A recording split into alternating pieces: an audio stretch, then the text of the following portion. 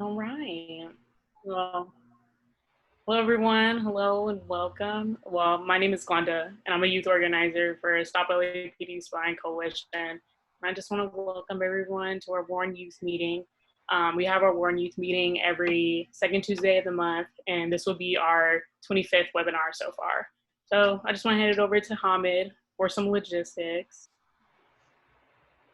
Great. Thank you, Glenda. So yeah, this is like our 25th webinar since COVID hit us, and instead of in-person meetings, we started this webinar series, Power Not Paranoia webinar series on March 23rd.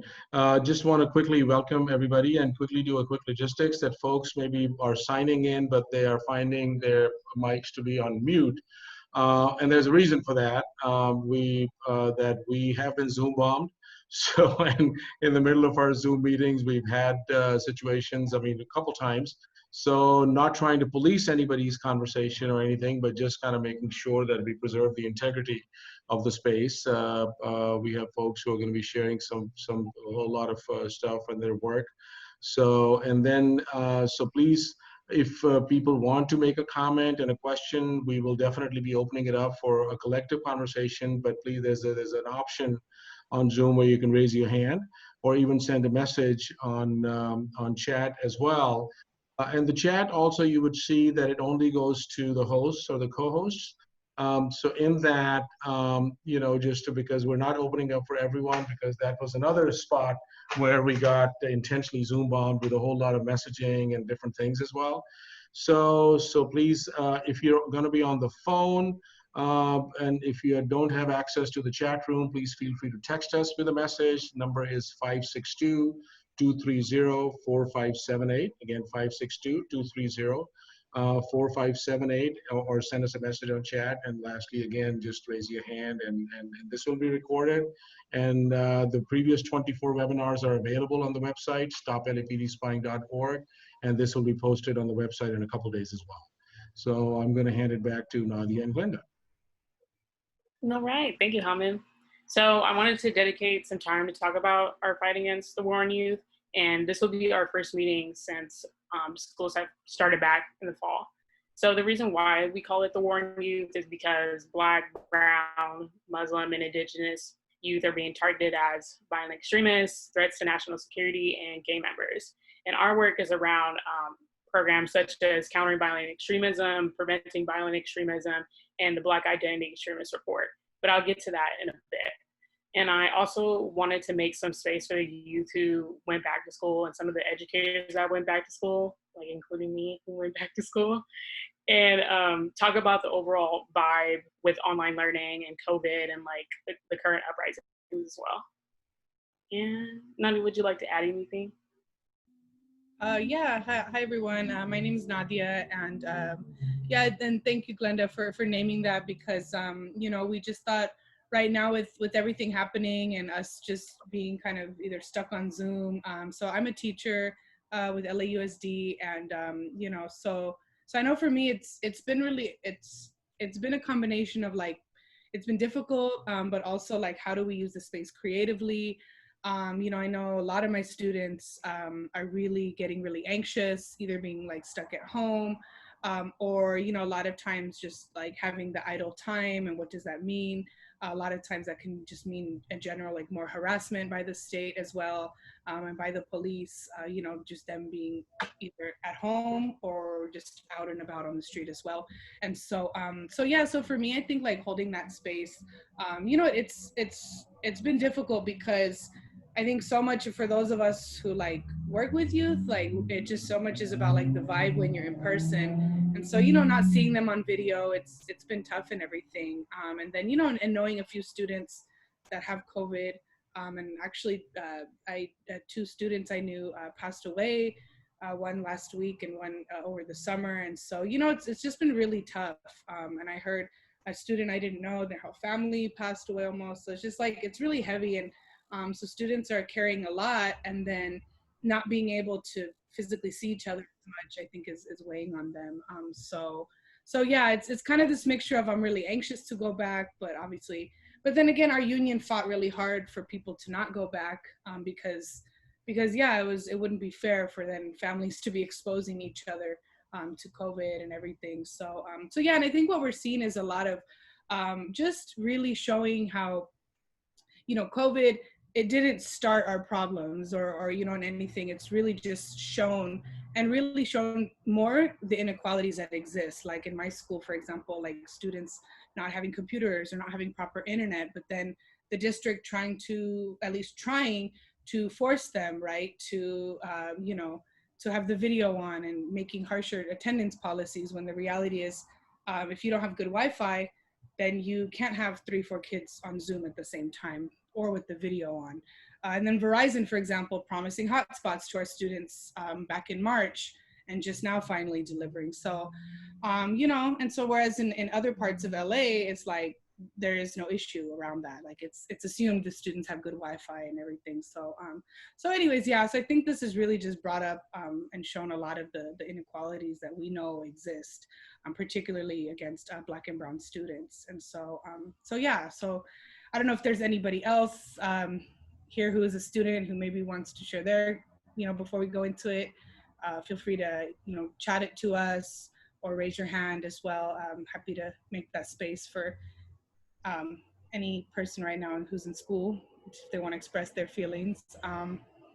But yeah, if nobody right now, we can just kind of keep going, and feel free again to message any of the hosts if you want to talk about that and bring that up, because that's a reality. Maybe you're a parent, right? So yeah. But anyways, so I'll pass it back to you, Glenda. Well, we're gonna basically talk about just how our approach and our fight against the war on youth, and then go into talking about a coalition that Stop LAPD Spying and Palestinian Youth Movement and other groups have formed, called Students and Communities Against Policing and Surveillance. So yeah, to start us off, kick it back to you, Glenda. All right. Thank you, Nadia. I think I was just gonna move on to like a little, little debrief of the programs. Would that be okay? All right. So basically the 3 programs I'm gonna talk about. So we can talk about countering violent extremism. So that was brought by the Department of Homeland Security. And to put it in short, the government is targeting people who are on a path to radicalization, and they're creating these off-ramps into like mental health facilities, community organizations, schools, and just a list of like some of the indicators that they're looking for is like being too much into your culture, going to mosque regularly, looking at businesses times and hours, stuff of that sort. And yeah, okay, we can. That's enough for a really short explanation of CVE. Then we have PVE, which is preventing violent extremism, and that is targeted towards the K through 12 population of students. And it was based off of a program in Prevent that's already like developed in the United Kingdom. And what else about PVE? Still similar indicators like being too much into your culture, being angry or frustrated in schoolwork, speaking out against authority and stuff like that. So what that program does, like you can just be reported and like having like FBI investigation open on you. And that's enough. That's another short explanation on PVE. And then we have BIE, which is the Black Identity Extremist Report. So right now, BIE has no designation. That's just not what they're calling it right now. But what we're focused on is what they're gonna plan to call it. And that program basically targets young Black activists and just basically like invalidate their feelings about like racism and stuff like that. Like it's all perceived, and it's kind of it's a little tied along with the counterintelligence program as well. And I think that's it for a little debrief. I try to make it as short as possible. Nice, thanks, Glenda. Yeah, and then before I pass it on to Celine, just also adding, part of the analysis and looking at the war and youth fight is also seeing how the gang narrative and the terrorism / violent extremism narrative, seeing that transition and connection, which we know the gang narrative has been very present here for a good 30 years, right? Plus, but particularly we know the last few decades. And so now, and even in those decades, there still was narrative, and I know Alex will speak to this too. There still was the narrative around that connection between criminalizing particularly young immigrant youth as gang members and violent extremists. And so, but now we're seeing this more explicit transition and more explicit connection. And so part of our fight has been, developing curriculum, doing workshops, as well. We've done various art workshops, have had a lot of students involved. I invited a couple tonight. They weren't able to make it. I think, to be honest, it's Zoom fatigue. Students are on Zoom literally all day. So I don't blame them for either not being able to or not wanting to be on another Zoom for a couple hours. So I also get that. And going to City Hall as well. Organizing both on the high school level and also with middle schoolers, as well as on the college and university level as well. And so filing Public Records Act requests. So there's just been various pieces of our fight, and really just building with different groups and different communities, because seeing that how really at the end of the day, this framework and this framework of treating young people and Black and Brown and immigrant and Indigenous young people as inherently prone to being violent extremists. So this is really what our fight's been about. And so Celine is going to share about the coalition that has grown from that, particularly focusing on organizing college and university students. Yeah, thanks Nadia and Glenda. My name is Celine. I'm with the Palestinian Youth Movement, and I'm part of the Los Angeles, Orange County, and Inland Empire Regional Chapter. We've been organizing alongside Stop LAPD Spying Coalition for a couple years now, specifically partnering on the fight against the war on youth. So I'm going to talk a little bit about our work together and how our coalition formed. So basically, we joined forces a few years back because Los Angeles was one of the pilot cities of the Countering Violent Extremism program, and it first launched here around 2014 or 2015. And every time, there was backlash, but I think around 2017, the Department of Homeland Security wanted to give Los Angeles wanted to grant LA a citywide grant for $400,000. So we partnered with Stop LAPD Spying Coalition, who had already been looking at these programs and organizing against them for a while, to see if we could build up an effort, a community-based effort to combat the DHS grant that was going to be given to LA. After it took a while, maybe I think a year of organizing, or maybe two, I'm kind of blanking on the timeline, but eventually there was so much pushback. We kept showing up at the city council meetings.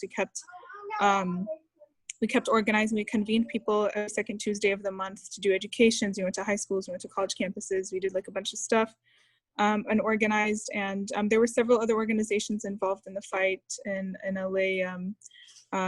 And there were student organizations like the BSU at UCI that was involved as well. And eventually LA Mayor Garcetti decides to reject the grant. However, does not mean that it stops the CVE programs. They're still coming in through different channels. They're coming in through the California Office of Emergency Services. And at the time, we keep looking into the grants, and we see that Stop LAPD Spying basically finds that there's a whole plan to implement the programs through university campuses. So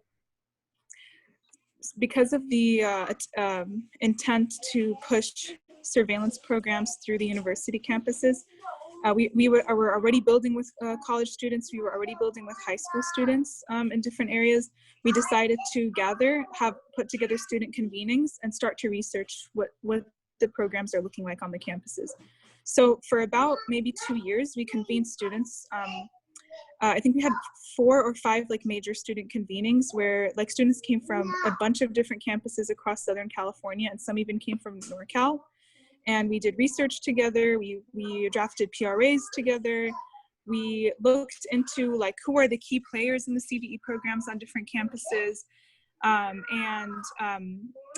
and thought about different strategies we could use to organize against these programs on college campuses. So the conveners, basically the idea came from PYM and Stop LAPD Spying, and we convened folks and we facilitated the retreats. And we also, I think a few months into starting the retreats, also Vigilant Love joined the effort, and MSA West, because the Muslim Student Association's leadership really wanted to get their students across California involved in this and learning more about anti-surveillance work and how it's also impacting their students, and how it also impacted the depoliticization of students. So basically out of that, out of the student convenings, we basically compiled a report that outlines the different ways, the different programs that are being pushed on college campuses. And with the support of MSA West, also put together a toolkit, like an anti-CVE campus toolkit to support students in organizing against CVE on their campuses. Earlier this year, in the very, very beginning of this year, we announced our coalition, Students and Communities Against Policing and Surveillance, to formalize this whole process, and also build upon all of the student convenings and have like a place for our student listserv, and a place where we can regularly communicate with students about the developments of the programs and what we were organizing. So we had a launch of the toolkit earlier this year. We had a webinar discussion to do some education for students around our findings in our report, and a presentation of our toolkit. And now that the school year is starting back up, we want to also kind of like ramp up our efforts and connect with other student organizers. We also had a few faculty involved in supporting the effort, so it was really great, and we want to keep building on that. And we are updating the report, and we're also planning a webinar at the end of the month focused on CVE and academia, so that we can do more educational sessions. And run through some of the strategies. And the way we're looking at this is that we want to also host some strategy planning sessions. So we want to host Pop Ed, but we also want to do some planning sessions where we can gather students and faculty in our regions, break it up by region, and also do some strategy planning sessions, so we can look at the different ideas for organizing the students came up with, build on that, and start putting it into action. And really ramp up the organizing against these programs on campuses. There's definitely a few key campuses. UCLA is one of them. UC Irvine's one of them. University of San Diego, SDSU are some key campuses, and we have all of that outlined in our report. So I think those are resources that we can share. Our toolkit links the report, so you can find all of that material in the toolkit. Yeah, so that's just a basic overview of where it's been at, and I can just maybe go over how these programs are looking at students. The reason we call the Students and Communities Against Policing and Surveillance is because they're pushing the CVE programs in 3 ways. One is having professors develop research to legitimize this countering violent extremism. The second is to create new academic programs and resources relating to CVE, so also involving students in creating research, and also utilizing the campus to get at the surrounding communities. So trying out the CVE programs on the communities surrounding those campuses. So we knew that it has to be a joint community and student effort, and not an effort taken up by students alone, because it really does involve, and the primary target goes beyond students. It's actually the community members, and the campus is just an area to push the research to legitimize these programs, these surveillance and policing programs. So that was the intention. We spent a lot of time figuring out, talking through our grounding, our framing, how we see these programs operating, and what we feel is really important to uplift, including that these programs are fundamentally, they're anti-Black programs, and they're very anti-Muslim, and they're explicitly targeting Black, Brown, Indigenous, and Muslim communities for the intent of criminalizing our organizing, but also to sow distrust among us, and try to just make it a lot harder to organize. And these are basically surveillance programs effectively. So that's just a brief overview. Nadia and Glenda, y'all were part of the process. Hamid, please fill in if I'm missing anything.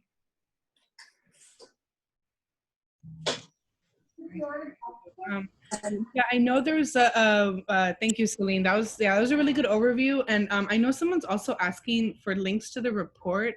I don't know, do you have them pretty like easily available, Celine, to post? Yeah, I would go to the toolkit because the toolkit links all of the stuff. So I would just I can link the toolkit here in the chat. Okay, cool, nice, thank you. And then and we will give we'll give folks information about the webinar at the end of the month, where we're inviting the students to. So look out for that as well. Cool. So yeah, and feel free, of course, to continue asking questions, or even if you need anyone to pause, you could raise your hand as well, to ask anything. So I don't see any other questions on my end. So yeah, I think we can go ahead and pass it on to Alex, and then Hamid. I don't know if you had anything you wanted to add before then. Sure. Well, first of all, I just really, really appreciate all the work that Glenda, Nadia, Salim, Palestinian Youth Movement, Stop LAPD Spying, and other partners have been doing, because I think why it's really important is that how increasingly, this language of national security and language of counterterrorism, which always at the coalition we talk about that there's always an other. So similarly, the other being post 9/11, the face of the Muslim, the South Asian, the Arab youth, as the hostile threat to the system, and then how that kind of permeates and gets part of everyday local policing and everything else. And I think that's, so there's also a question here that what is the name of the organization that is anti-Muslim and anti-Black? These are the programs that are coming from the Department of Homeland Security. And so the FBI, the Department of Homeland Security are very much a part and parcel of that. And the program is called Countering Violent Extremism, and then Preventing Violent Extremism. So Preventing Violent Extremism has taken on another significant shape, as it was shared, that now it's a part of, from grade 1 to 12th grade in high school. So K through 12, this basically is now all over the schools, and it's expanding rapidly, which means that what does it mean for the Black youth? What does it mean for other youths of color as well? Which I think is a great segue and a move into having a conversation with Alex, who's been, a leader, a frontline, a comrade, a dear friend, just somebody who inspires all of us, somebody who's really been a major force in fighting back and really just and bringing all the youth together. So Alex, let's get into it. You've heard about how these programs are targeting youth, and of course, one of the things that the coalition, I remember when the War on Youth Coalition conversation was being discussed, was also looking at the MS-13 narrative, that how that narrative gets mainstreamed to demonize immigrant youth, how that narrative gets demonized as an excuse for mass deportation of young people and to go after and criminalizing people all over the youth, particularly Central American youth as well. So let's talk about that. You may want to unmute yourself first. Thank you. So thanks, Hamid, for having me here. It's been a while. But yes, we've been busy most recently with the COVID. We've been doing helping out the community in regards of our community response initiative that we're bringing food to many of the communities where there's a lot of homeless kids that are mostly Central Americans that are getting caught up in the cycle of violence. So we're going around Koreatown and doing a lot of that work. We're also working with family members that have loved ones in prison that are immigrants that most likely will be facing deportation if they're found suitable for release. Personally, I'm also working on several cases involving MS-13.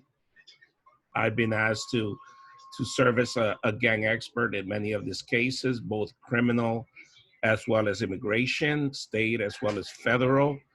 Many of these cases are RICO. Um, so we've been pretty busy around those issues. So we've seen, we've been at the forefront of how many of the surveillance tools are being used in the criminal courtroom, right? Everything from Facebook, Twitter, Instagram, to WhatsApp, and other cell phone devices, tracking devices, right, in your cell phones. All of that comes out in the courtroom. Um, Everything from who called who during what time, and they assume they assume what conversations are taking place based on where you're at. So they could substantially build a case against you, um, just by you being in certain places at certain times, and next to certain people that make certain calls, that the tower got the signal and you were in the proximity of that signal, right? And I'm working on a case in Denver right now that basically the whole case involves on this devices of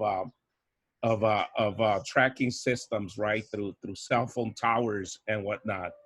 So the other thing is that there are collaborations between the federal government, as the TAG, the transnational gang agreement that has that the United States through the FBI has with El Salvadoran government and Guatemala as well. Surveillance that they're doing, that in about 3 years ago, they implemented the first RICO Act in El Salvador, where they use the same tactics of wiretapping, surveillance, and also the witness protection program to go after, they say, the financial side of the MS-13 gang. Primarily, they nabbed over 200 people and basically just convicted them on minor issues of conspiracy, right? We all know what RICO is. If those that don't know, it's a tactic that was being used in the 60s to go after the organized fractions of the Italian mob, to be able to get to the top of folks that were the leaders that were never getting their hands dirty, right? Under the RICO, they could use conspiracy charges against you as just for being an associate. And they have a lot of money that's allocated to protect the witnesses that testified against that corporation. So those tactics are now being used to go after this organized gang structures in our communities, right? Is the main tool right now that the FBI is using to go after, let's say, for instance, at this moment, MS-13, right? Since the government and has placed MS-13 at the forefront on this anti-immigrant rhetoric, um, to make immigrants seems like this criminals, they have been able to use this RICO Act as the primary tool to go after individuals just by being associated with the gang. So you don't really even have to be part of the gang to be indicted and prosecuted with a minimum sentence of up to 20 years. Of 20 years, if you are found guilty, which means that basically 98% of the cases are settled or are found guilty. Only 2% of the cases are either acquitted or dismissed. I myself was lucky that I was able to have a large support of people when I was indicted in 2009 by the federal government on the RICO case that involved 24 other people that were part of my old gang that I was part of. Now, they are able to use the RICO to go after just about anybody that they want, as long as they can make that link. So in regards to my case, they were able to make the link because I was talking on the phone that was being wiretapped. and I was doing gang intervention, trying to mediate this ongoing feud between gang members, and they made it seem like I was conspiring to murder somebody abroad, and I was indicted. Father Greg Boyle was able to translate that call and said that it was a gang intervention action that I was making during that process of that conversation. And you know, Father Greg Boyle is basically next to God, right? So, so who wouldn't believe him and his translation, right? So in any case, it wasn't just that was able to save me, but it was the fact that people got together and protested, right? And there was political pressure on the federal government to really take a closer look. But it still took, even though we had laid down our cards on the table as the defense, it took 3.5 years to get those charges dropped. In that process, I lost everything. I went into bankruptcy. All my savings was lost. I was basically bankrupt. I lost my home. I almost lost a family, but also I lost the organization, and I lost all the employees that were part of the organization. To that, basically, they just waited for us to close the door down before they drop all charges. That was in 2012, December of 2012. In January of 2013, they dropped my charges, right?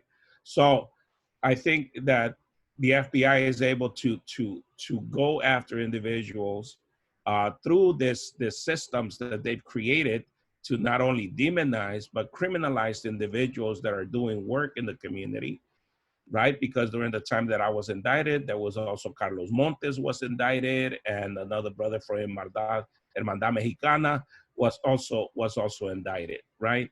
So we knew that it was that moment in time that they were going after us for being advocates, right, in the community. So those are tactics that are being used on different levels, right? On the ground, there has been a lot of use of the social media, right? Just having kids being labeled gang members are being used against them in the immigration courtrooms. I have a case of an individual that is in El Salvador, and his father's asking him, he's already just one signature away from getting his visa. And just because he had a friend in his Facebook that had a tattoo of MS-13 on his arm, they're using that picture as he is an associate of that gang. And they're trying to deny his visa. Now, this kid has no tattoos, has never been in the gang. There's no criminal record. He's got two relatives, his father, that are all National Civil Police of El Salvador, right?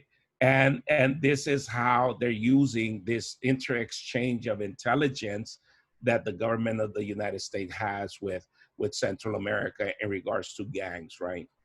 Not only are they exchanging techniques and technology, they're also pushing policy, right? They're pushing policy in regards of the RICO that was now used for the first time in El Salvador, but also they had Rudy Giuliani go down there as alongside William Bratton with his zero tolerance initiatives, right?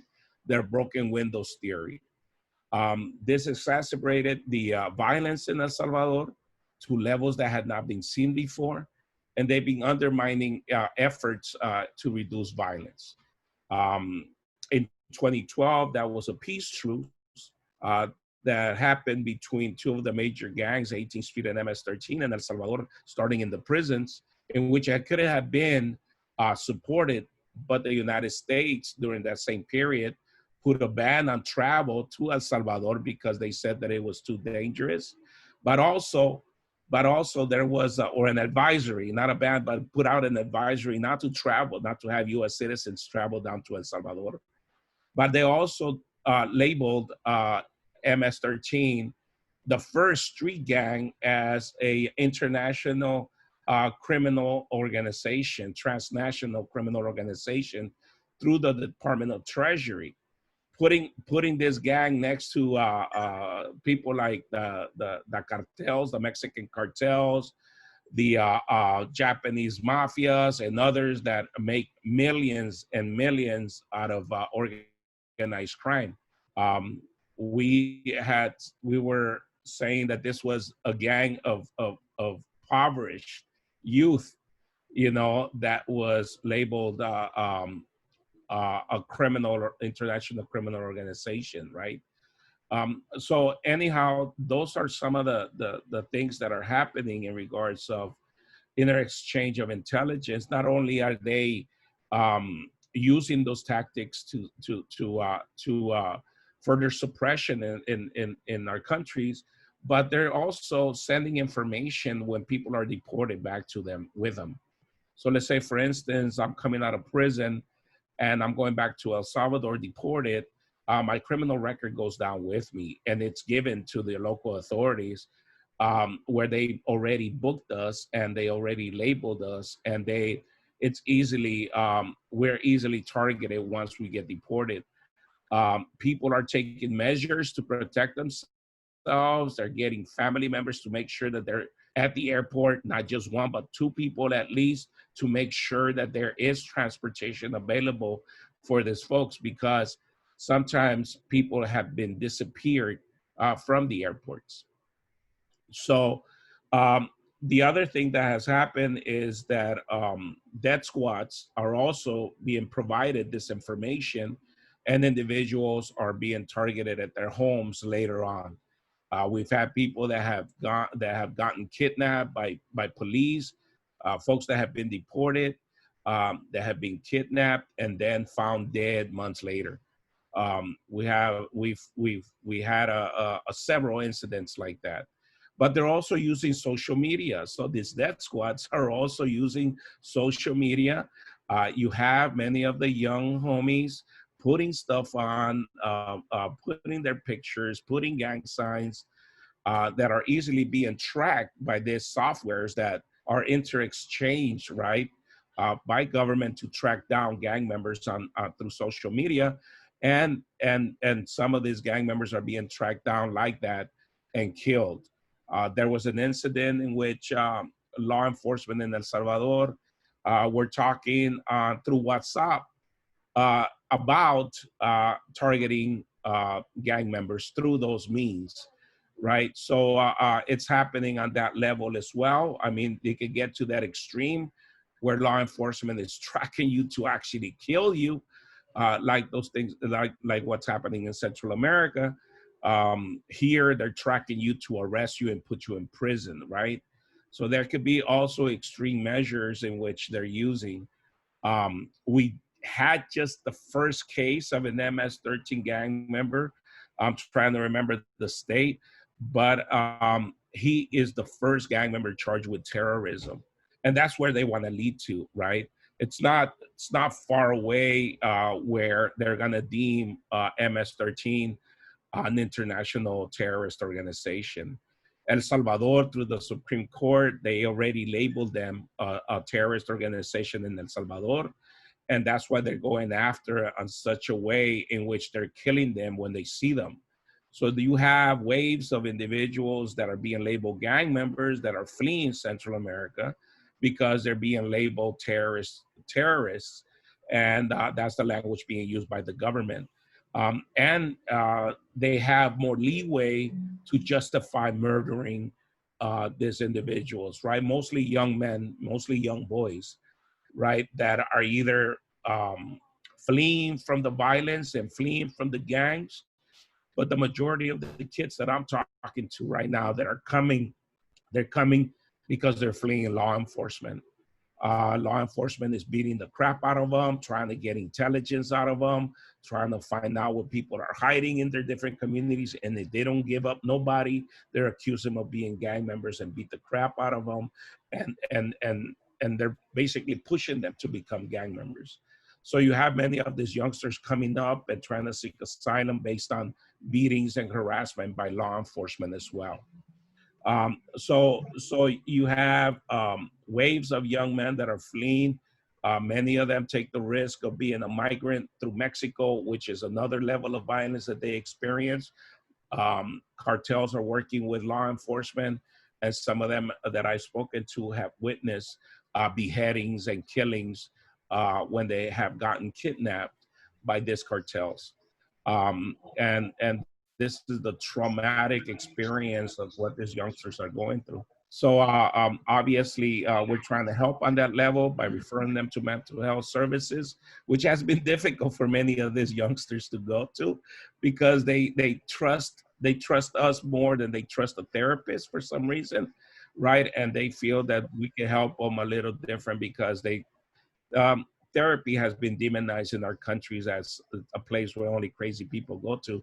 So for many of these kids to tell them to go see a therapist, it's a stigmatizing, right? So we've taken an approach of working with these young men and women that are immigrants to a violence prevention approach, to helping them deal with not only the transition back to their community into these communities, but trying to make amends with family members, right, that they're confronted with. And this is just on the unaccompanied minors that we're working with. On the other level, you have gang members that are being fleeing Central America, and they're coming here to the States, and they're trying to survive. We just had one kid that I'm working on his case, in which he did not want to go back to the gang since he was here with his father, but he was stigmatized by the police because he lived in another neighborhood, and he was pushed away. He had a relative that was from a gang member, and he tried to kill him, and this kid ended up seeking refuge back with the gang that he was affiliated with in Central America, which is something that many of the kids, once they come here, they try to seek that shelter, that protection, right, in which they don't find at home, right? Because once these kids come into their homes, there's this clash, right, within the family that have left them behind, 10, 50 years, and now they're reunified, and the honeymoon stage is over, and the reality of why did you leave me comes to play, and the reality of a father not knowing their son anymore, or a son having to see a stepfather that he didn't know existed. Those are issues that many of our young kids are going through. Many of them are also finding themselves that they need to pay back the money that was lent to the coyotes, the smugglers, and they've had to quit school and go into the either black market to make money, or through other means, right? So our kids are having a hard time in our immigrant community. Not only are they being called gang members when they're not, behind the rhetoric coming from Washington, D.C., that Central Americans are all gang members, but also because people are stereotyping our young men.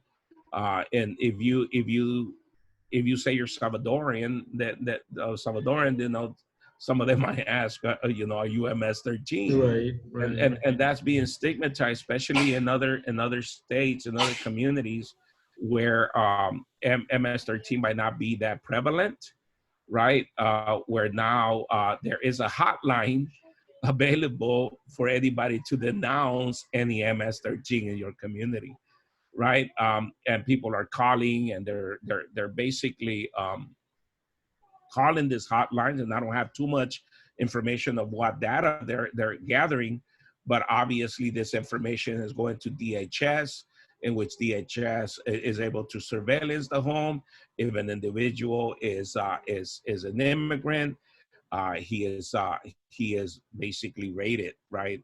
And we've seen this happening even within the COVID-19, right? With several raids across the country, in which they feel comfortable now that they could go after individuals because they're being housed or they're in quarantine, right? And so that's another level of trauma that many of our family members are going through at this moment.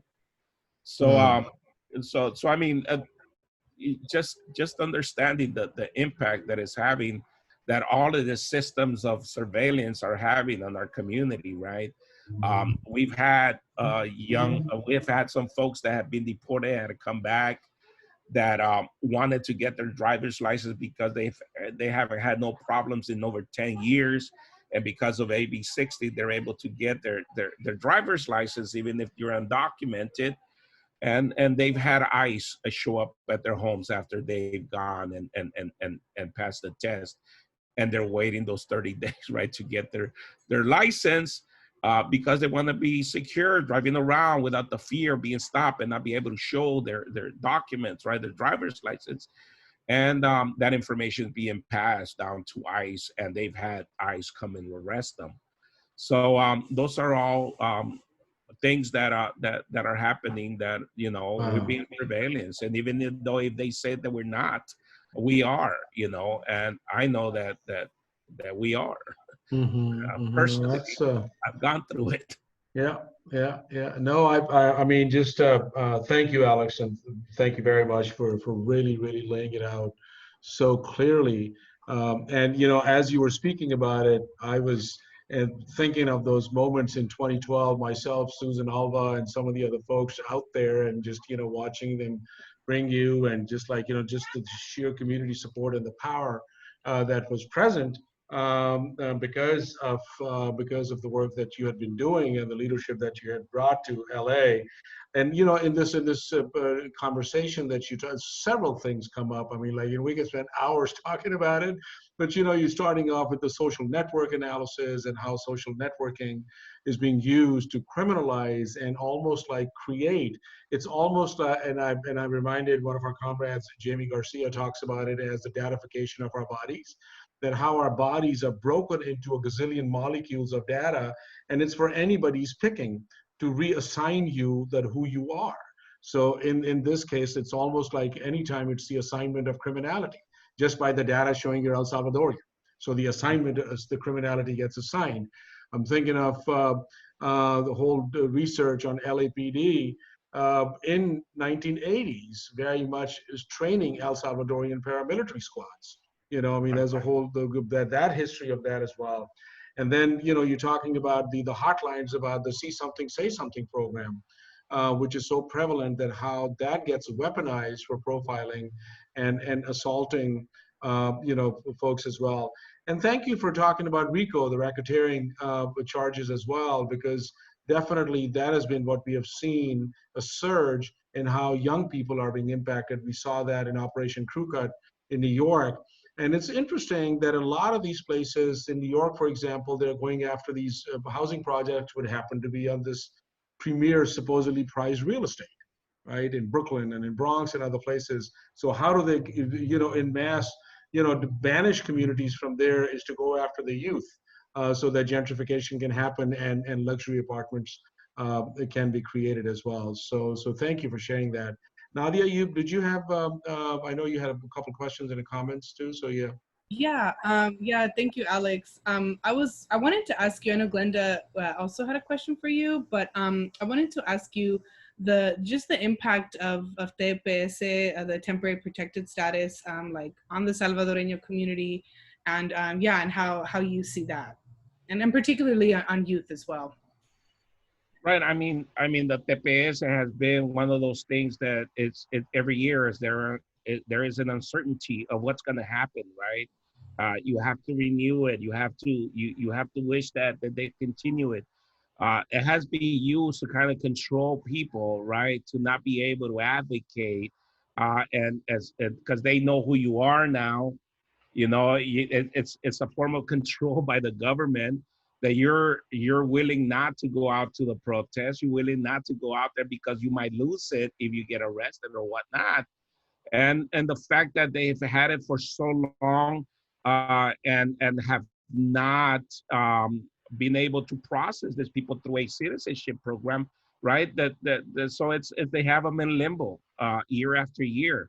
The constant threat of a new administration coming in, and then that might take it away, as we saw with Trump, right? But also, you know, the Dreamers, right? You know, all of those programs that provide temporary protection for for folks as well as students, even foreign workers coming in, right? It's on the line right now, because that's the type of control that this government under the administration of Donald Trump is trying to get through, right? And that's basically the Republican agenda, as well as some of the Democrats, right, that are on that level of racism towards the immigrant community. Alex, would you mind just really quickly explaining to folks, for maybe who don't know what TPS is, just what it is?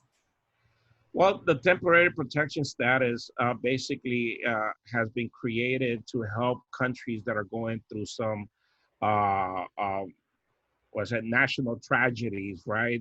Such as earthquakes or other tragedies, right? That need some type of protection here in the United States.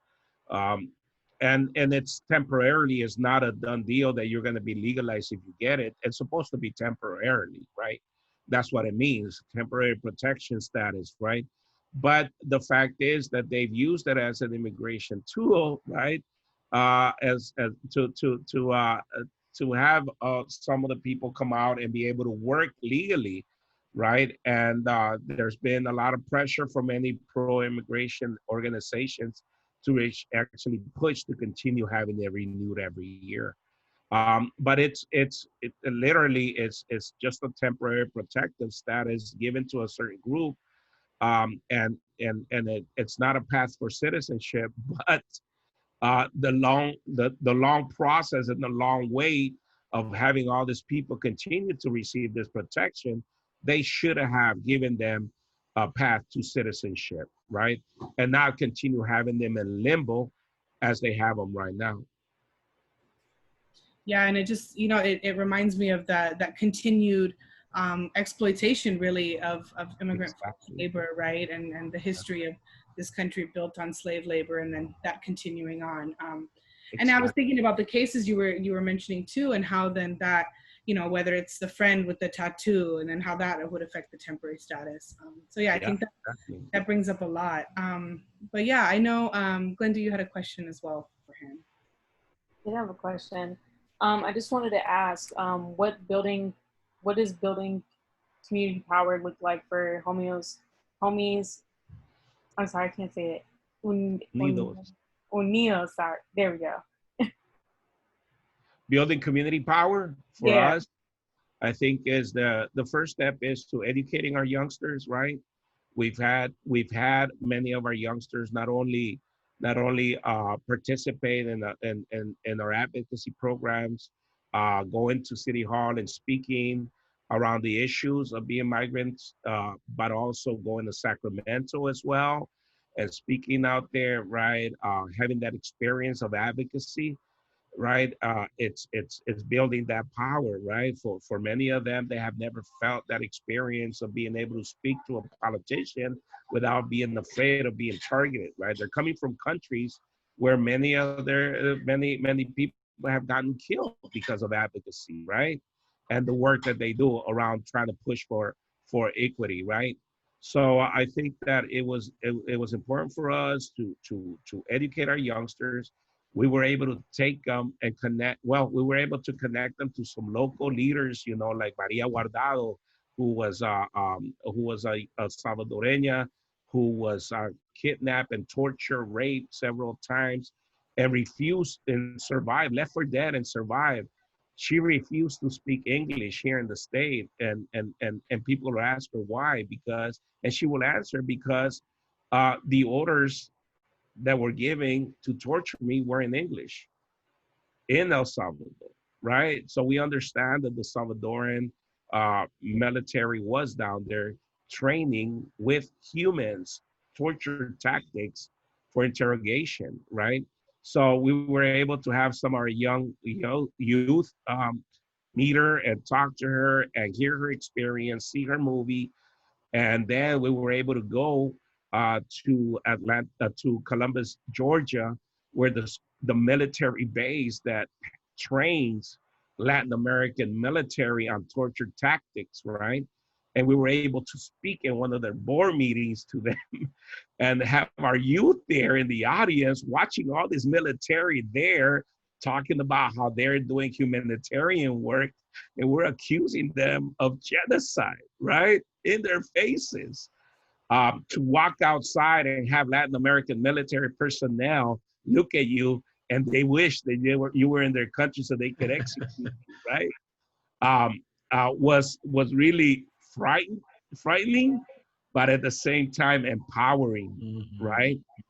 We had 4 youth that participated outside the military base, where they spoke to an audience of almost 2,500 about the relationship of what Maria Guardado experienced in El Salvador and the war, but also how it connected to them now and the mass migration of youngsters, right? So it was beautiful. We were planning on doing it again this year because for a while they moved it from Georgia, which is in front of Fort Benning, Georgia, and they moved it down to the border in Arizona for a few years, right? This is an annual event. They initially it was called the School of the Americas, right? SOS, and and now they call it WINSET, right? Some acronyms, that something military for the Western Hemisphere thing. But it's the same shit, right? It's them. It's the same tactics being used now to train military and torture tactics in happening in our soil right here. So to have the youth, this immigrant youth, not even able to speak English correctly, go over there and say that and speak to it was really empowering. And they continue to work. I mean, they helped organize the first, in 2015, the first Central American Youth Leadership Conference that brought in over 500 youngsters that are newly arrived immigrants to an annual conference that we make, in which the youth participate in the leadership role, and they organize workshops and they speak, welcoming our youth and telling them how sacred they are and how powerful they are to have survived through the treacherous roads, right? Not only in our country and the violence, but also the treacherous road of being a migrant youth coming on their own, right? Or even with coyotes, it's a dangerous process that I went through it myself as a kid initially, as an adult as well. And believe me, I wouldn't want to do it again. Wow. Thank That's, you, Alex. Yeah. Thank And you. I was just thinking too, like that, you were mentioning the empowering piece, and it's like, when we go to these spaces, we know we're not there to really change them. So it's like, so what? And I think one of the pieces is the empowering, and it's just to see like young people's, like the empowerment of even just being able to like say fuck you to like, somebody empower, like you're saying, without them coming down on you. I think there's that's really civic duty, right? So, Well, but I think that what we're living right now with Black Lives Matter and police reform and defund police, law enforcement, I think that these are things that had, for many years, people just didn't think it will never happen, right? People have died in the process. People, I mean, right now also, a lot of the Chicano folks in the East Side have been fighting against the sheriffs for decades, in regards to the police brutality. And they feel like we're being left behind. Black Lives Matter is moving along, right? But because on the national level, is Black men getting killed at this level, right? And I think that us as Latinos have to unite. But because we don't even know what the hell to call ourselves, right? Latino, Hispanic, Latinx, they got us all fucking confused. We have many of our people that come here, and once they make $60,000, they become Republicans, and religious to that fact, right? So they forget, that they have to fight for the goal of everybody being treated equal. And that's why in the Latino community, there is great division amongst ideology and efforts around violence and gender. And I mean, we're screwed. But there is a fight, to unite. And now we're seeing that many Latinos has come together as well around police brutality, right? We started a small coalition right now that's growing little by little, called the Black and Brown Alliance for Justice, right? And we want to bring in folks to speak on the issue of how, this population of youth labeled gang members is one of the populations that is most impacted by police brutality, right? On all different levels, from killing them and then justifying them by putting the label as like, oh, this was a gang member, right? And everybody else goes, oh, well, he was a gang member. He done something, right? So it really dehumanizes us when they put those labels on us and they do what they want with us, right? And this is not something new. We were being taken from neighborhoods, dropped off in enemy neighborhoods, right? So we could get beaten up or killed or whatnot. We were taken from our neighborhoods and beaten in alleys, right? And we never call it for what it was, that we were being kidnapped and they were trying to murder us in those processes, right? Kidnap and attempted murder, right? And we don't call it like that, right? Because our young men in our community has been also conditioned to accept those bad things that happen to us in regards to police brutality, because everybody says a gang member is evil, bad, and not a human being, right? And we're trying to change that rhetoric, right? So I mean, we have a lot of work to do, and Hamid, you've been around for decades. I'm going on 20 years doing this. I don't think we're burned out. Not at We all. The still ground have, is shifting, my brother. After you say the ground is absolutely shifting. So yeah. yeah, so I think that it's about us now building another generation of leaders right under us. We can't take the mantle all the time.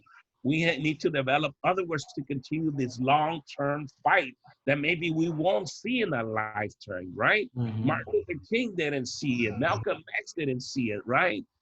And we're still fighting for that ultimate goal. So I think that's basically the empowering thing, right, about this work, that it's ever ending.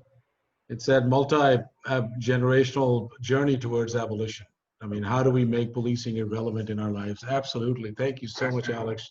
I mean, it's interesting. And before we kind of just intersect with the cops off campus and kind of then bring it back to a collective conversation, that you brought up the stigma around mental health.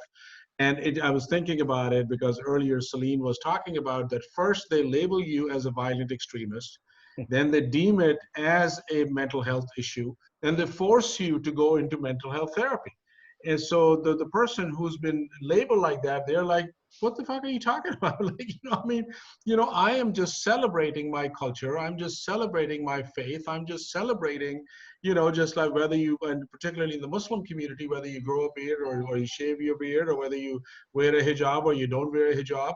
These are all cultural things that people celebrate, but the state forces a label on you that no, you are on the pathway to radicalization and extremism, and it's a mental health issue that will force you into that thing. And having babies as old as 3-year-old, just being forced into that. So this is well. So moving into that, I mean, I think just it's a good move into with Hannah and Amy as to talking about the cops off campus. But maybe we'll start off by saying that would love to hear about the campaign, but stuff that you all have heard. How does that resonate and thinks that these, because I mean, intellectual frameworks are created. People are demonized as a result of scholarship. There's a long history and a very deep history of demonization by scholarship, but the scholarship is created. So putting in what you all have heard with violent extremism and what's going on with Central American youth, how do you see the complicity of the academy in all of this? Yeah, thanks so much, Hamid. I'm totally happy to start there. And in fact, as Alex was talking in particular, I was shuffling around a couple slides I had to start to put that first for it to be like a more meaningful transition. But thank you for that prompt. I'm Hannah. I teach at UCLA. I'm also an organizer outside of that space. And I'm here with both Amy and Victoria, also from UCLA, who I didn't know was going to come. It's so great that everybody's here. Amy and Victoria did some super heavy lifting for this campaign yesterday. They were on like a 5-hour marathon meeting. So that's why you have me here today, but I'll do a little presentation and then they can both maybe add in a little bit and we'll take it from there. So I'm actually gonna share my screen because here I am ever the college professor. So you know there's a PowerPoint, but I promise I don't think it'll be too boring. I really don't think it will be. So we are part of a Cops Off Campus campaign that is UC and CSU wide and increasingly national. So the University of California system is 10 campuses. The CSU system, I want to say, is about 24, 5, or 6 campuses, with the goal of getting cops off of all of our campuses by the fall of 2021. And I'll talk quite a bit more about that in a minute. But again, I want to thank everybody. Glenda, Nadia, Celine, Alex. I learned so much from all of you. And Alex, just because you went last, I did reshuffle a little bit. So I want to start here. I want to start at the border, right? So the UC system closest, the UC school closest to the border is University of California, San Diego. It's essentially right at the border. So you have engineers at UCSD working with Customs and Border Patrol to produce what they called a novel wide area multi-camera computer vision for monitoring a key US-Mexico border crossing between, and now my thing is blocking my ability to read this quote, sorry. Let me play it like that. Between Eagle Pass, Texas and Piedras Negras, Mexico, right? So if we're talking about, there are all of these novel ways of surveilling us, right? There are all of these novel ways of using our data to criminalize us. Well, who is making up those novel ways? Who is getting hundreds of millions of dollar government grants to make that shit work, quote unquote, right? It's us. It's our universities that are getting huge grants from Customs and Border Patrol and from Department of Defense, not only to make the technology, but then to give, you know, what Hamid, who I've learned so much from also, is always calling that academic complicity, the sort of sheen of academic privilege, as if it's somehow science to criminalize people and not just white supremacist, racist criminalization, right? So there's one UCSD. There's so many at all of our campuses, but I thought I'd start on the border because of where we are.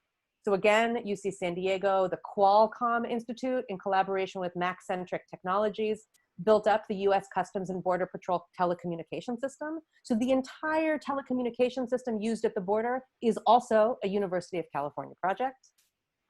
Finally, this one is longer and I'll just summarize it, but basically political scientists from UC San Diego were doing all of these surveys of Brazilian newspaper articles to then feed to the Brazilian police department to smash the landless peasant movement, right? The MST. And so they're like setting fire to all of these different MST territories. And it's very directly the kind of predictive policing, which we will also get to, right? It's not only with my colleague, literally my colleague, Jeff Brantingham, but is also here, as you see, in the UCSD Center for Iberian and Latin American Studies. So just Alex, as you were talking, and as all of the presenters before you were talking about various forms of criminalization, I feel like it's so important for us as university located people and professors to be super clear, again, as Hamid and Stop LAPD is more generally, about our complicity in these systems, and that we have to actively refuse that complicity. So the Cops Off Campus campaign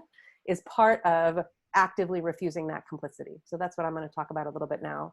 The Cops Off Campus Coalition, we are an abolitionist group acting across the University of California, the Cal State University, and various university afflicted communities, right? So when we come here to collaborate with events with Stop LAPD Spying or Homies Unidos or the Palestinian organizations, we understand that the effects of universities in terms of white supremacy, in terms of policing, in terms of the intellectual justification of criminalization, the effects of universities stretch so far beyond our borders. So we say cops off campus, but we mean that in all senses, right? It's not only about cops that are on campus, it's about all of the cops that are off of our campuses and all of the work that university research does to justify the kinds of policing that everybody has talked about here today. So cops off campus, abolish policing, that's what we're about. So like I said, we see this phrase cops off campus as having at least 3 meanings. The first one is the most obvious, and it's what everybody thinks we're talking about, and we are talking about this. We are fighting and are mounting a campaign that will escalate for there to be no more police in public schools at every level, right? So we recognize we're the college and university level, we're the CSUs, we're the UCs, but you've seen the Oakland Teachers Union do this, you've seen the LA Teachers Union take some of this up, right? So this is, we understand this as a fight at every level of public schools across Los Angeles, across the state, and also across the country. Interestingly, in much of the world, there aren't police on public school campuses. Of course, in some places there are. But it also means no more police maintaining the borders of our schools, right? Making them into private spaces. So there's some recent data that's coming out about the University of California, Los Angeles, where I'm based, where we're based, police department, that most of the arrests and sort of policing reports they write up are policing houseless people in Westwood. So what are they doing? Obviously, they're policing white private property, and they're also policing the campus, right? They're trying to reinforce those borders of keeping all of those people out. So they're geographic borders of where the university is and isn't, and the cops, the UC cops are allowed to police outside those borders. They're obviously racial borders, and they're class borders as well, right? Keeping these universities that are supposed to be public schools, University of California system is a public school, talk about that more in a second, as fundamentally private spaces. And then of course, the last thing that Hamid is always talking to us about, and I again have learned and grown so much with all of you from Stop LAPD, no more academic complicity with policing off of campus, right? So calling for the end of policing means the end of university-supported research that furthers the kind of violence that everybody who has gone before us has talked about today. So Cops Off Campus has at least those three meanings. So, you know, I think people know this, but I think it's important to call it out anyways. Obviously, we're accountable to the uprising, not only that is going on now, but the work that so many of you here have been doing for decades, and some of us have been doing in other places for a long time.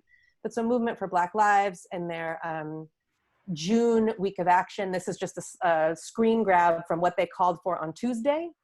Their Tuesday week of action, their Tuesday day of action in that week in June, and I just underline that one part. We demand police-free schools across the country and an end to the use of police officers in public universities, right? So a very clear demand from Movement for Black Lives on that day. Cops Off Campus Coalition, we hear that, we're responding to that, we are organizing in our places of work and the places, that, right? So there's that. And then there's of course 8 to Abolition, which has been a useful list that a lot of us have been inspired by. And number 3, right there, remove police from schools, right? And again, we recognize this is not just about the CSUs, this is not just about the UCs, this is also about the elementary schools, this is also about the high schools, and ideally can become a movement at that kind of mass and inclusive scale. So you might hear it coming, but this is definitely an invitation. Nadia, I hear you, LAUSD teacher. So we'd love to talk with everybody, you know, as we move forward to try to expand this. So one thing that I actually want to start with, and I have to move, I'm so sorry, you'd think that by now, after teaching on Zoom for so long, I would be good at this, but I'm not. There we go. One thing that I want to start with, that Hamid, you know, Hamid has been so generous, as you always are, with your time, and talked to me and Amy and Victoria and met with our group a couple times, you know, and he's always saying to us, look, the UCs, UCLA in particular, and Westwood of all motherfucking places, is a space of privilege, right? So you have to recognize that, and you have to understand and make it clear why you understand that, you know, the kind of academics in the UC system is so implicated in policing far beyond the borders. And I agree with Hamid, and this campaign is completely motivated by that. But I also want to pose this question of, why is it that these schools that are called public, right, that in fact, when this whole system was started, the UC system, the CSU systems was started, they were called public because they were free. They were tuition free, right? And yet now they cost an arm and a leg, they're fucking impossible to get into. So they are a space of privilege now, but why? Who maintains that? So this is a shot from a 2014 Regents meeting. A group of people called Regents up in Oakland are sort of the main overseers of the University of California system, right? This is at a Regents meeting where the Regents have just proposed raising tuition by 13%. And so the people that you see sitting down are faculty members and students who have come to the Regents meeting to protest tuition being raised, right? Because it hasn't been a public school for a very long time, but the farther tuition goes up, the fewer people can afford it, or at least the fewer people can afford it without going into really debilitating student debt. And look who the fuck shows up, right, at the Regents meeting. And it's not even that they show up at the Regents meeting. They're in riot gear. They're blocking the view of all of these people who have come to the Regents meeting, right? So this question of, even when we just think of campus spaces, who is maintaining them as a space of privilege? Who is squashing our protests when we say, not only should there be no tuition raises, but these schools should be free, which is how they were always intended, because that's what it meant to be a public school, just like the public school that my little kids go to, right? We know it's public because it's free. University of California, CSUs also used to be like that. There's just some pictures just over the last couple years, actually. This is a very famous picture on the UC Davis campus of the policemen obviously just pepper spraying everybody sitting there quietly and peacefully, and he just walks up and down the line spraying. Just recently, over this last year, the graduate students went on strike for a cost of living adjustment. They just wanted to be paid enough to live in these incredibly expensive places where the University of California system campuses are, right? Paid enough to not have to commute 2 hours to get to your job. Emails show UC Santa Cruz police used military surveillance to suppress the graduate student strike, right? Stuff that Stop LAPD is super familiar with. UC police used, quote, friendly force trackers and FBI tech to surveil grad student strikers protesting for a living wage. That was just a couple months ago. And here from our Twitter feed, when some UCSC students led a wildcat strike for a cost of living adjustment, the University of California system spent $5.7 million on the police presence at the picket line, right? Only a quarter of that would have given a cost of living adjustment to those UC Santa Cruz students. And yet they chose to spend 4 times that much on suppressing a protest, right? So it's why, how, by whom are these spaces maintained as privileged spaces? Just look at that fucking militarized army in front of you. And I would say that that's a part of the answer, and one among many reasons why we need to get cops off campus. So as I said, it has 3 meanings. I went over those, but now I do want to turn to the one that I know is nearest and dearest to the Stop LAPD Spying Coalition work, which is this last question of academic complicity, right? So some of you may recognize this is a screen grab from a website. What, where, when, predict critical events and gain actionable insight with PredPol, the predictive policing company.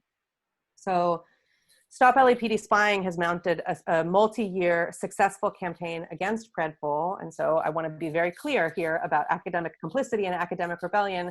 The founder of PredPol is a professor in the department where I work. He is my senior colleague, meaning he is sort of senior to me and above me in these very significant academic hierarchies. His name is Jeffrey Brantingham, and this is a multi-million-dollar company that sells predictive policing technology and packages. All of you know much more about it than me, I'm sure, to the Los Angeles Police Department, to police departments all over the country. And often when you hear, as many of you have, you know, the LA Board of Supervisors talking about why or why they wouldn't buy this contract with PredPol, they say, this is based on UCLA research, right? This is cutting edge data, right? Where all of us in his department, many of us in his university would say, look, not in our name.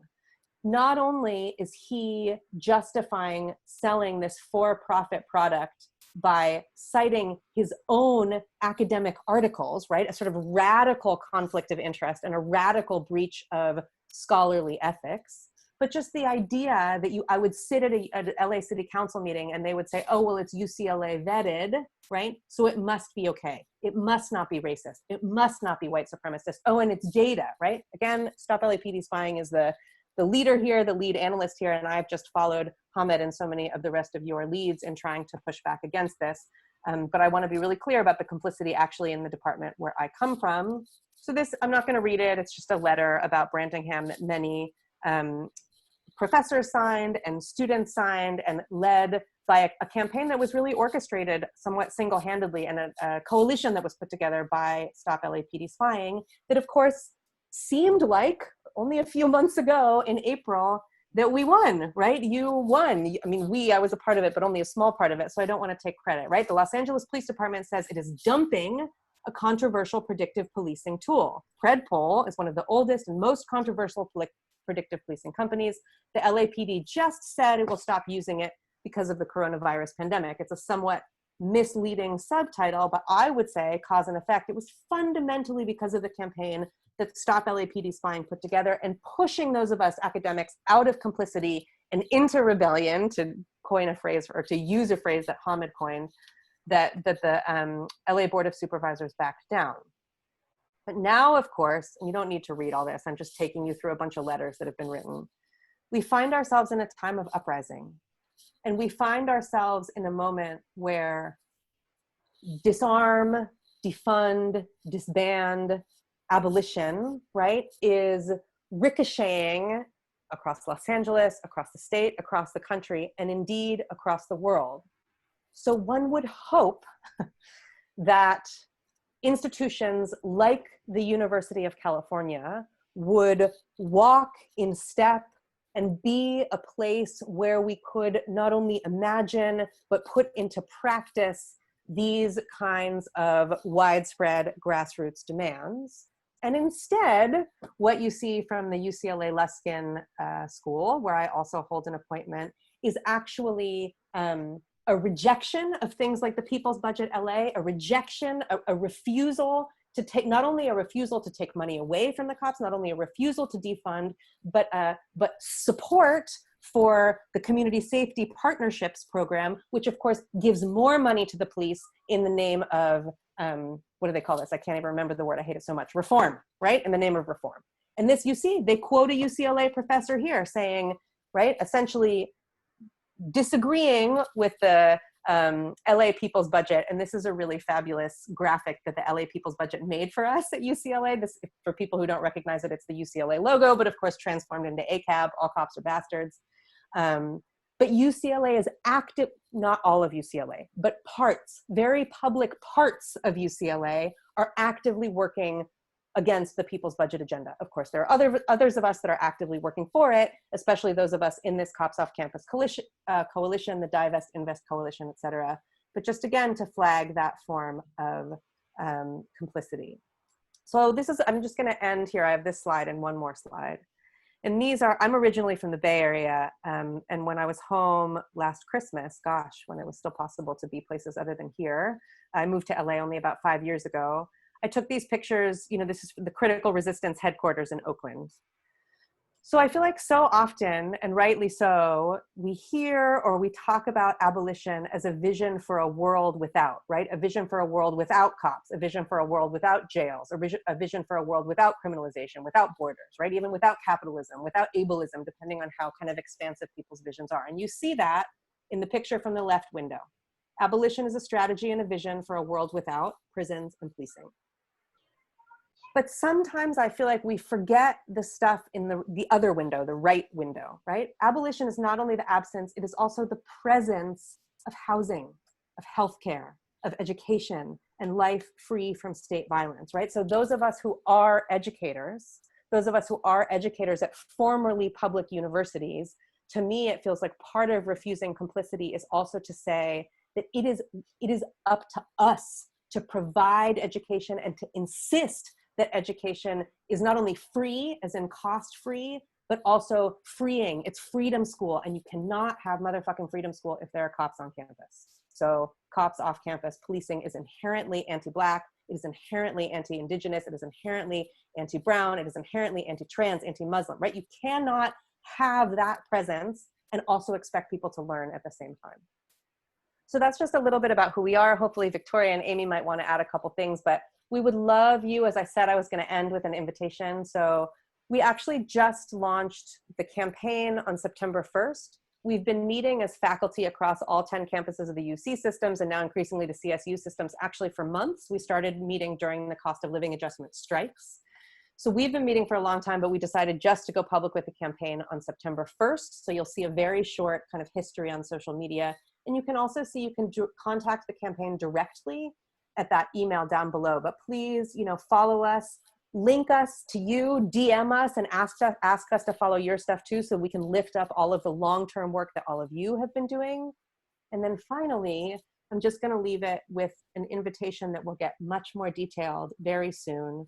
But on October 1st, we're planning a day of action across all 10 University of California campuses, across many of the CSU campuses as well. And we've actually, now that the campaign has launched, we've had people reach out to us from the University of Michigan, from Temple University, from University of Pennsylvania, from Harvard, from Chicago. So it really does look like this is increasingly kind of a national movement. And so there's a lot of momentum, and we're just really excited both to invite people in, but to think really seriously about collaboration and what accountability looks like to the movements, that people have been doing for so long. So that's why we're here, just to kind of introduce ourselves and really start that coalition building that Stop LAPD and so many others have been doing for so long. Okay, that's it. Thanks so much.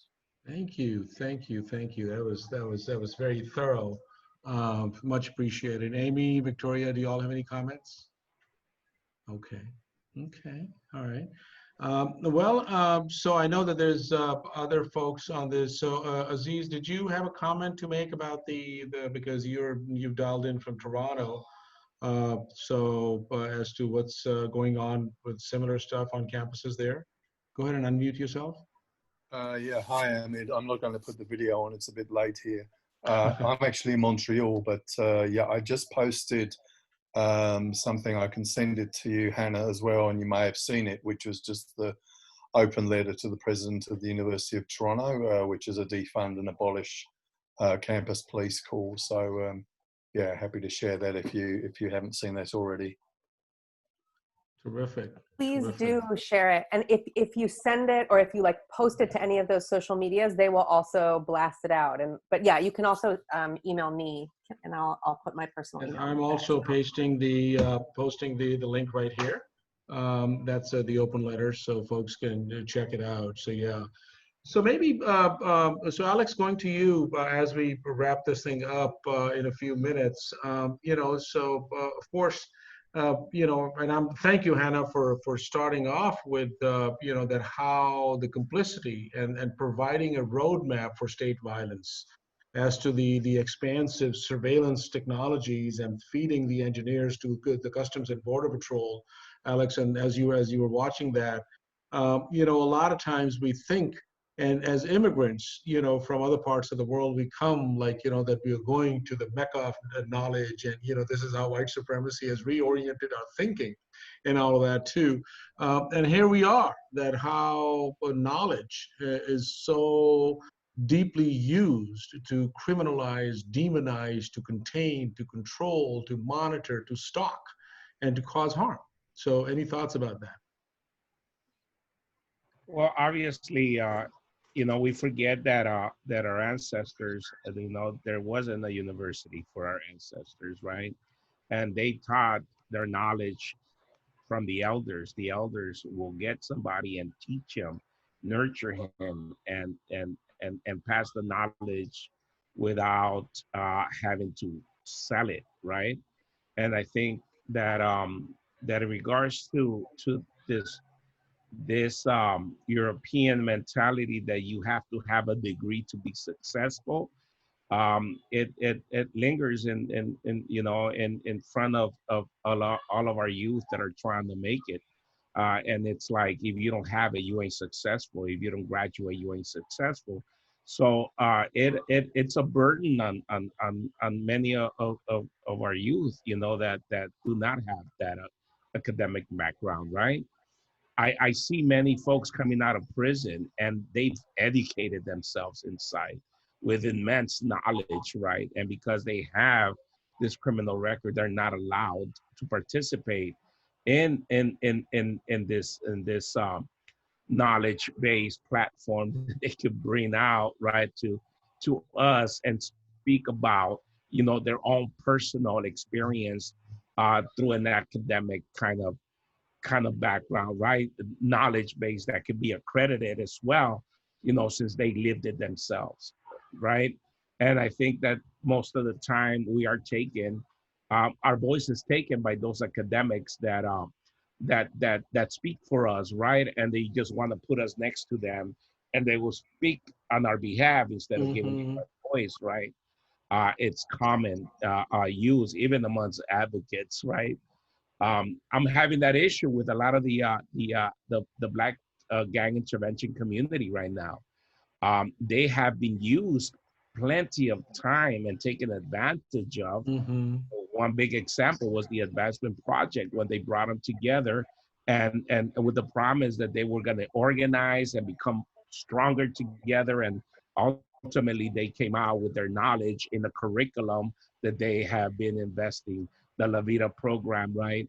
And where are the people that gave that knowledge? They don't want to come to the table no more. I'm calling them to come to the table, and they've been disillusioned. They feel used and abused, and these are the people that are the experts, right? Because we've been told that we don't have the knowledge, or we don't have the academic background to write proposals, to do this, to do those other things, right? I think that we're wrong on that, and ultimately, you know, we're trying to challenge that, and I'm actively going out there and trying to bring these brothers back to a table that we need to be together on right now, and say, you know what, let's us create our next path, right? We don't need no PhD people. If they're gonna be here, they're just gonna be writing our curriculum, what we need, right? Since our grammar is probably not gonna be that great, right? But ultimately, you know, we're the experts. If people, I mean, my words, I've been interviewed, and probably my words are in like 8 different books that PhDs have written, students have written, right? Or other authors have written about me, then why am I not the one being called, right? As the expert? But I think that I'm also, it also relies also on this mentality, right? That we're conditioned to, right? And I think that for me, I've been able to break through to that and break through the fear of that, right? I mean, I remember one day Senator Tom Hayden took me to Sacramento. I was reluctant to go because I just didn't trust white people, right? I just didn't trust white people. But I went, and they had this other Black brothers that was really eloquently speaking, right? I mean, they were gang members that had been taught, right? Self-taught, real smart guys. And they were speaking, right? And all of a sudden, Tom Hayden just said, now you say something. And I'm like, I don't want to say shit. I don't even know. I didn't even understand half of the words that were being used. How the fuck am I gonna say something? Don't say that. Don't put me on the spot like that. But I was afraid. I was afraid to speak my own language and my own form of expression because of the intimidation, right, of this, of the environment that was created, that only academics are the ones in those rooms, right? And now, you know, I'm able to step into a courtroom, step into the podium, and tell them I'm a gang expert and I'm here to testify on behalf of the defendant. What makes you a gang expert? Well, 15 years in a gang makes me a gang expert, right? And no one has ever, then they fought it, right? Well, where did you do your thesis on, right? What books have you written? And I said, none. I haven't written no books. I have 11 PhDs, street PhDs, bro. So. Exactly. So I mean, you know, I'm able, and not once have I been disqualified as a gang expert, either in immigration or criminal court, right? But it's about us overcoming that fear, right? Overcoming that fear that we might say a word that we don't know what it means, right? Or we might, you know, say something that didn't sound right, right? It's fine. We got to be genuine, and we got to be ourselves. I say, I constantly do that. You know, I constantly, you know, say something that I said that I say that correctly. I should have used another word, but fuck it, you know. You know, we're here, and if we given an opportunity to speak up, we need to. It's our obligation, right? Exactly. Thank you, Alex. Thank you for that. Victoria, I know you had a comment, so if you want to unmute yourself. Yeah, thank you.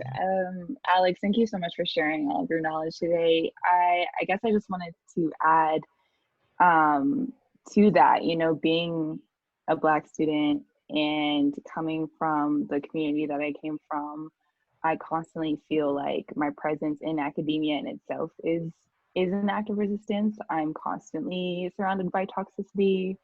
My vernacular, the way I talk, the knowledge I got, I didn't go to some like R1 university for undergrad. It was kind of just like a blessing that I even got into college and that I finished high school. I didn't grow up like anybody in my classes, so I felt very policed the entire time I've been in grad school, and it's been a very difficult transition and time for me. And I constantly question why I came into this space, and I joined, this organizing group, Cops Off Campus, because it's part of who I am as a person outside of the academy.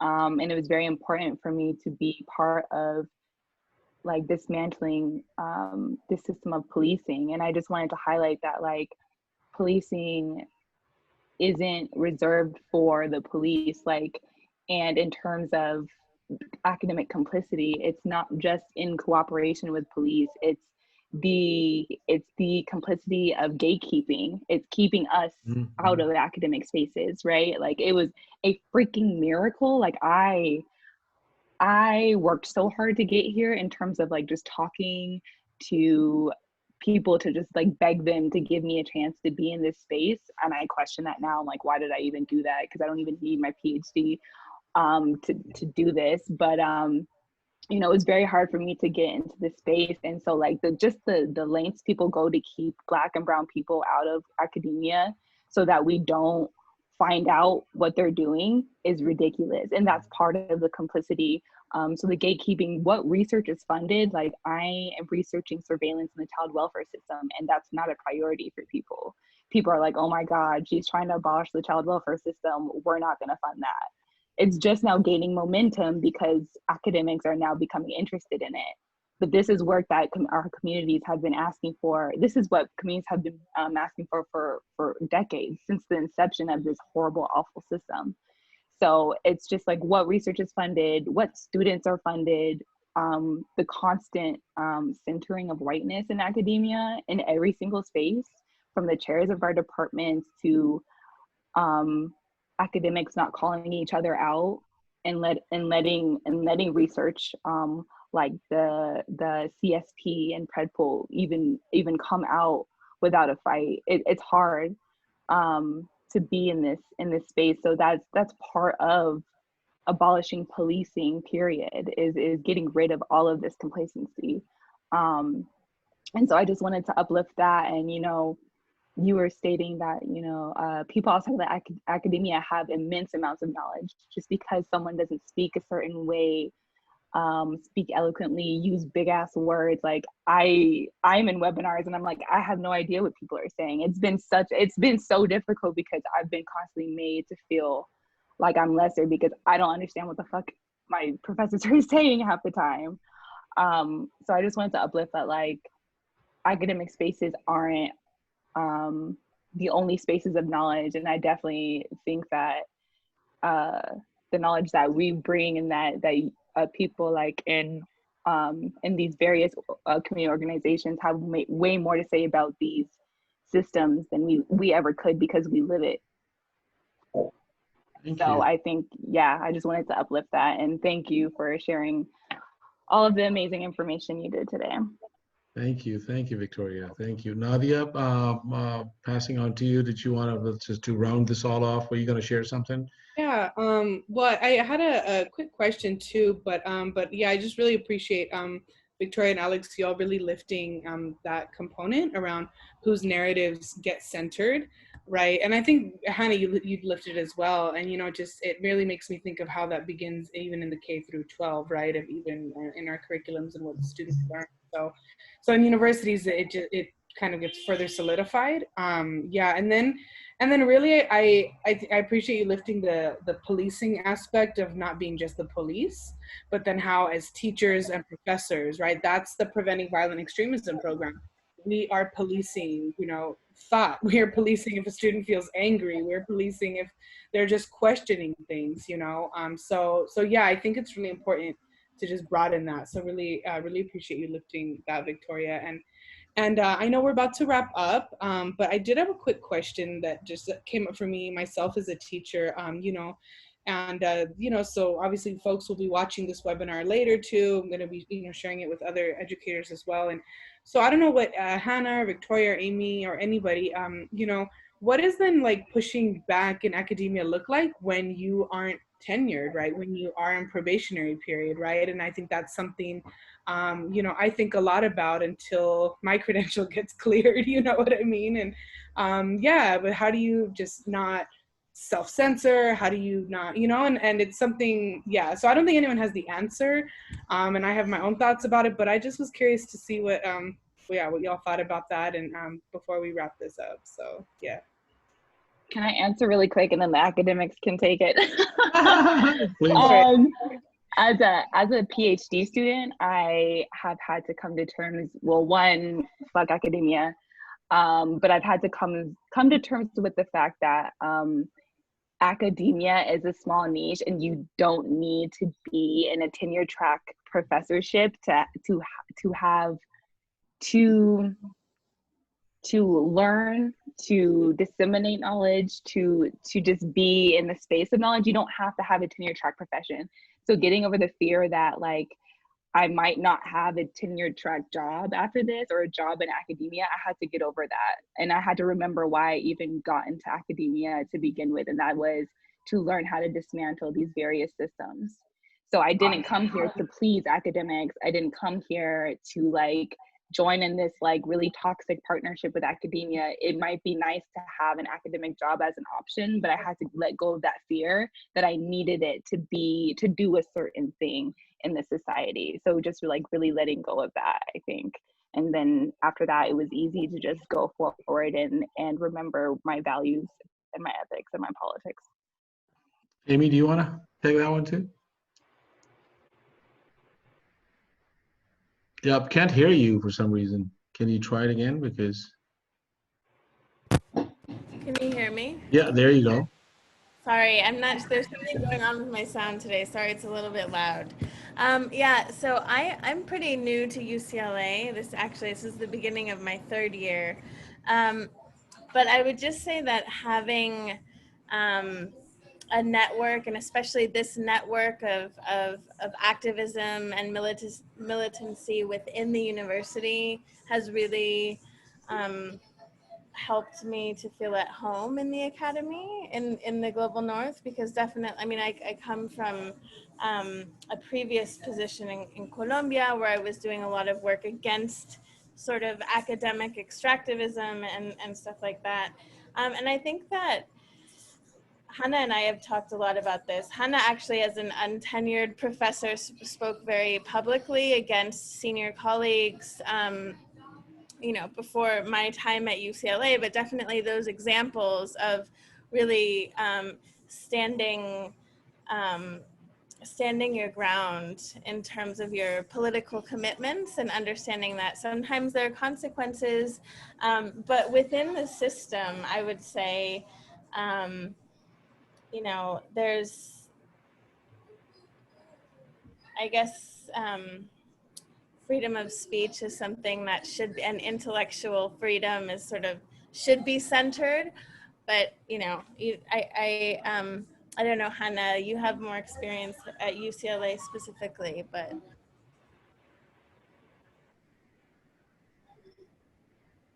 I don't have much more to add than what each of you said. You know, I'm really different positions. I'm white, first of all, and that makes a big difference. I think it makes me and has made me a lot safer even when I was untenured, because I was welcomed, my embodiments were welcomed in a way that not everybody shares, as you know, Victoria said so well, and others here have said. So, but I actually just got tenure. I found out the day the 3rd precinct burned.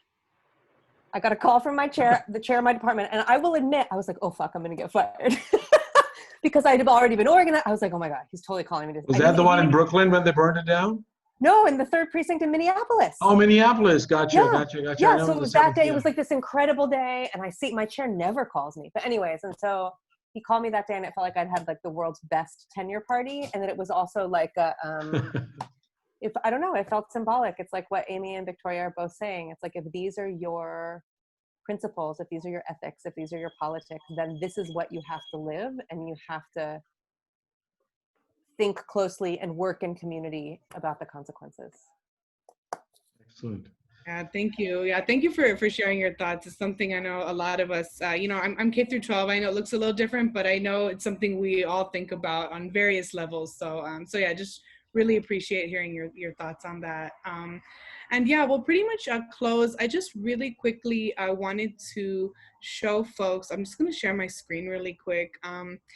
Just our zines we've been working on.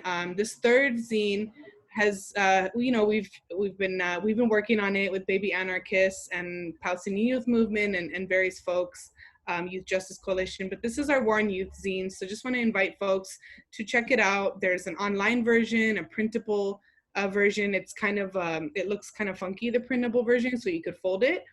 And so yeah, I just wanted to share this with folks, invite you all to go check it out whenever you're able to. And then the next zine coming out, hopefully in the next couple weeks, will be is focusing on health, right, and looking at contact tracing and relating it to COVID and the uprisings as well. So just wanted to show that and share that. And Baby Anarchist does really wonderful work. Yeah, and then I don't know if Glenda, you have anything to add? I know we've been staring at Zoom screens all day, so your eyes are probably like, what the hell? Linda, any comments, closing comments? You're on mute, Glenda. Oh, okay, something, yeah.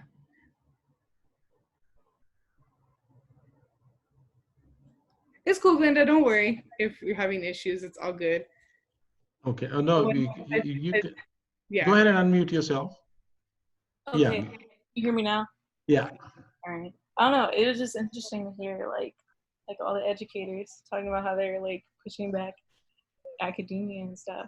I don't know, because I'm just like in my second year of college, so I'm still young, and I don't know, I like that idea. It's very like powerful, and it keeps me thinking. Awesome.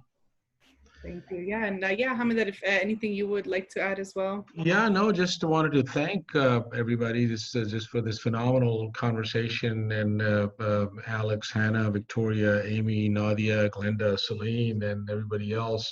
Really, really, really appreciate everybody's work.